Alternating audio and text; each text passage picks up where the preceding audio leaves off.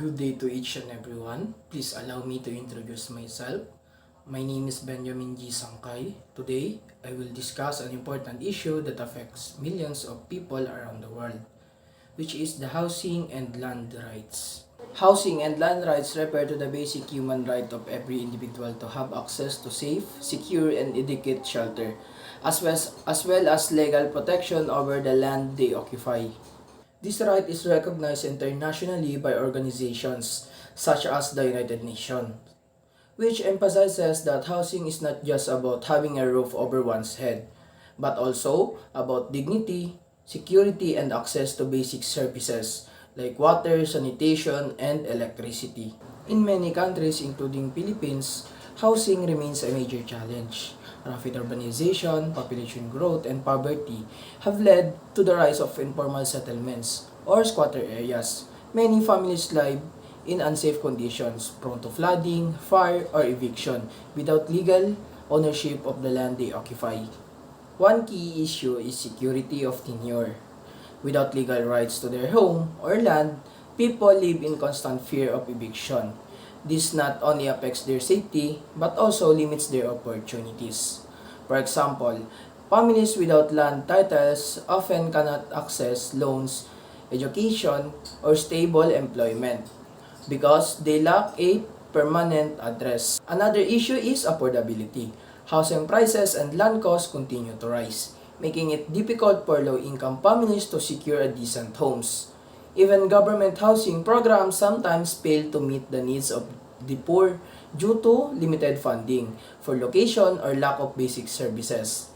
There is also the problem of the land distribution and inequality.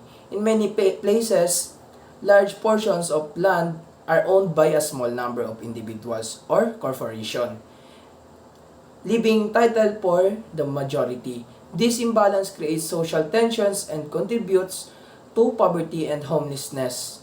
Despite these challenges, housing and land rights are essential for building stable communities.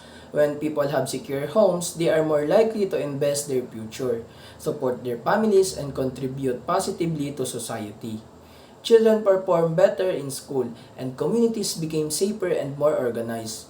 Governments and organizations have made programs such as socialized housing, land reform, and urban development aim to provide affordable housing and legal land ownership.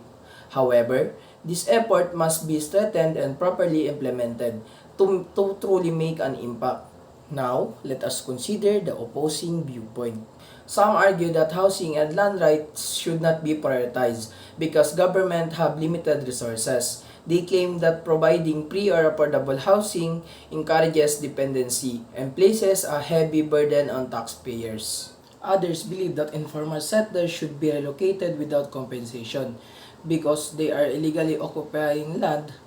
However, these arguments overlook important realities. First, housing is not a luxury. It is a basic human right. Ignoring this right does not solve the problem. Instead, it worsens poverty and inequality. When people are left homeless or insecure, the government often ends up spending more on emergency services, disaster response, and social welfare. Second, the idea that providing housing creates dependency is misleading. In reality, secure housing empowers people. It gives them the stability needed to find jobs, pursue education, and improve their lives.